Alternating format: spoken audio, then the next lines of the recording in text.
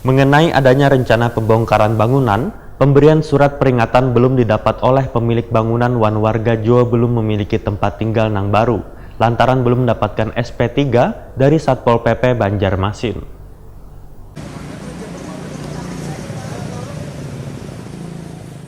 8 bangunan di depan Rumah Sakit Sultan Suryansah, Jalan RK Ilir, Banjarmasin Selatan rencananya akan dilakukan pembongkaran pada Senin 4 Maret 2019 justru kada terrealisasi. Dikarenakan pemberian surat peringatan atau SP3 belum didapat oleh pemilik bangunan. Salah seorang pemilik bangunan, Ahmad Kusasi, Waitakoni Prima TV Baisukan Senin 4 Maret 2019 sempat terkejut mengenai adanya rencana pembongkaran tersebut. Dikarenakan masih belum mendapatkan SP3 dari Satpol PP Banjarmasin. Bahkan belum ada terlihat petugas Satpol PP yang melakukan aktivitas pembongkaran bangunan. Ahmad Kusasi berharap kepada Pemko Banjarmasin untuk kada melakukan pembongkaran terlebih dahulu hingga menunggu putusan sidang keluar dari pengadilan pada 13 Maret 2019 nanti. Selain itu, hingga kini warga belum memiliki tempat tinggal nang baru. Jika SP3 didapat dalam jangka waktu dekat ini, maka warga, ujar Ahmad Kusasi, berencana memohon ke Wali Kota Banjarmasin agar menunda hingga putusan sidang keluar.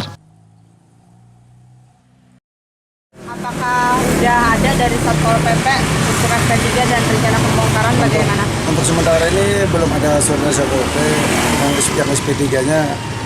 Tapi itu warga mengharapkan, mohon kita sebelum keputusan sidang, mohon jangan dibongkar dulu. Kita menunggu keputusan sidang, kan masalah sidang kan kita nggak tahu siapa yang menghendaki yang masalah ditunda atau nggak ditunda, kan itu keputusan sidang. Nah, kalau misalnya hari ini atau besok Satpol PP memberikan SP3, karena kan batas SP3 itu cuma 3 hari lah, gimana tuh? Kalau gitu kita memohon lagi kepada Pak Wali Kota, mohon segera untuk bisa sebelum putusan sidang jangan dibongkar dulu gitu aja. Intinya itulah. Itu aja.